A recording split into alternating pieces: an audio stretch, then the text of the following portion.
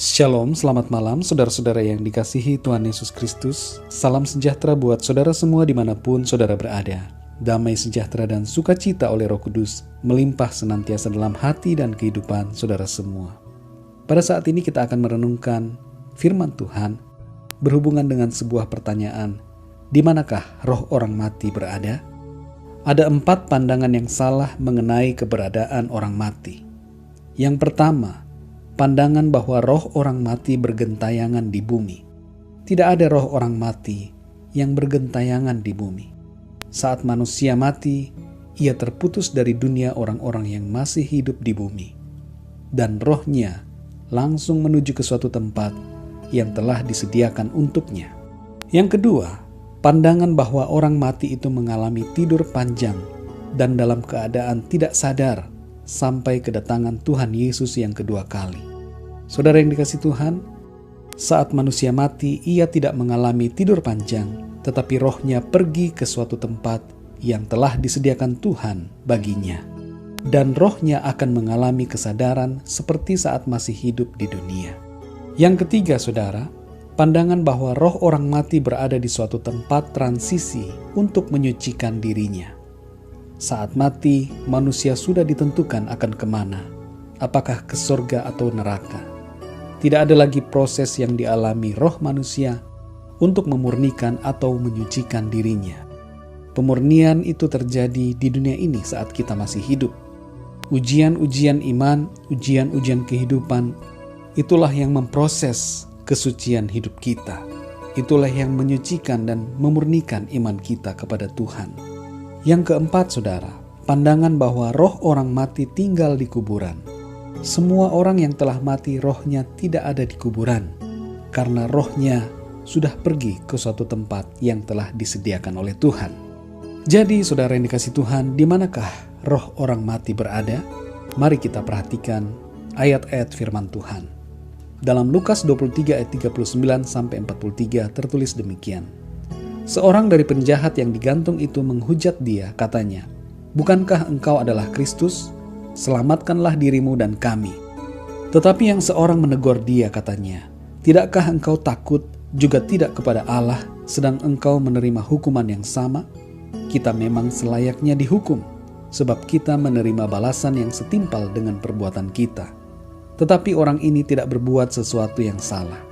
Lalu ia berkata, "Yesus, ingatlah akan aku apabila engkau datang sebagai Raja." Kata Yesus kepadanya, "Aku berkata kepadamu, sesungguhnya hari ini juga engkau akan ada bersama-sama dengan aku di dalam Firdaus." Saudara yang dikasihi Tuhan, Tuhan Yesus berkata kepada penjahat di sebelahnya bahwa pada hari itu juga ia akan ada bersama-sama dengan Tuhan Yesus di dalam Firdaus. Apa itu Firdaus? Dalam 2 Korintus 12 ayat 2-4 tertulis, "Aku tahu tentang seorang Kristen 14 tahun yang lampau. Entah di dalam tubuh aku tidak tahu, entah di luar tubuh aku tidak tahu. Allah yang mengetahuinya. Orang itu tiba-tiba diangkat ke tingkat yang ketiga dari surga. Aku juga tahu tentang orang itu. Entah di dalam tubuh, entah di luar tubuh, aku tidak tahu. Allah yang mengetahuinya. Ia tiba-tiba diangkat ke Firdaus, dan ia mendengar kata-kata yang tak terkatakan, yang tidak boleh diucapkan manusia." Dari ayat ini kita dapat memahami bahwa Firdaus adalah tingkat ketiga dari surga. Artinya Firdaus adalah bagian dari surga, dan Firdaus juga termasuk surga. Dengan demikian orang-orang yang benar, yaitu orang-orang yang percaya pada Tuhan Yesus sebagai Mesias, yakni Juru Selamat, dan yang hidup sesuai dengan kehendak Tuhan, ketika mati, rohnya menuju ke Firdaus, yaitu surga. Dan di dalam Firdaus, rohnya mengalami kesadaran penuh dan hidup dalam sukacita bersama dengan Tuhan. Dengan demikian kita sudah mengerti bahwa orang-orang benar, ketika mati, mereka ditempatkan di dalam surga. Lalu di manakah orang-orang jahat yang telah mati? Tuhan Yesus memberikan sebuah kisah tentang Lazarus yang miskin dan orang kaya yang jahat dalam Lukas 16 ayat 19-31. Lazarus dan orang kaya itu mati. Saat mati, orang kaya itu berada di tempat siksaan di alam maut, sedangkan Lazarus berada di pangkuan Abraham. Dua tempat yang berbeda ini adalah neraka dan sorga. Orang kaya itu berada di neraka, dan Lazarus berada di Firdaus, yaitu sorga. Konteks pada kisah itu bukan pada akhir zaman, sebab orang kaya itu mengatakan bahwa ia masih memiliki saudara-saudara yang hidup di bumi, dan ia ingin agar Lazarus pergi ke bumi untuk memberitahukan kepada saudara-saudaranya, supaya hidup benar agar mereka tidak tersiksa seperti dirinya.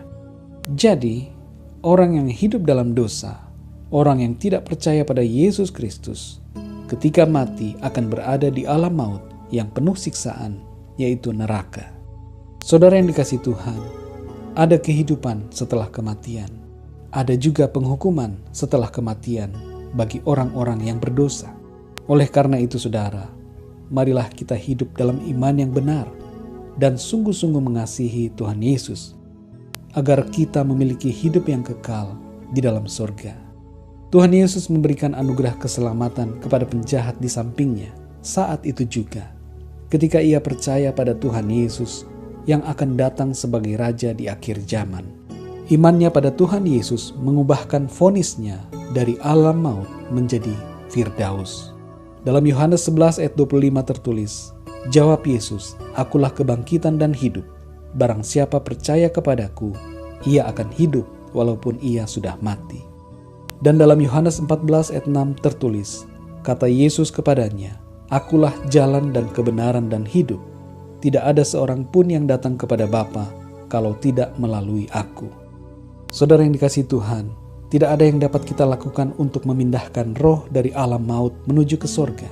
Kehidupan dan keadaan kita setelah kematian ditentukan pada iman dan hidup kita di bumi ini. Oleh karena itu saudara, percayalah kepada Tuhan Yesus dengan sungguh-sungguh agar kita diselamatkan dan beroleh hidup yang kekal dalam kerajaan sorga. Puji Tuhan, saudara yang dikasihi Tuhan, biarlah renungan pada saat ini menjadi berkat dan kekuatan buat saudara semua, dan Roh Kudus akan memberikan pemahaman yang lebih dalam lagi tentang kebenaran firman Tuhan. Berkat dan penyertaan yang sempurna dari Allah Bapa kita, kasih karunia dari Tuhan Yesus Kristus, dan persekutuan dengan Roh Kudus menyertai kita semua sekarang ini dan sampai selama-lamanya. Tuhan Yesus memberkati saudara semua. Selamat malam dan sampai jumpa dalam renungan yang berikutnya. Haleluya.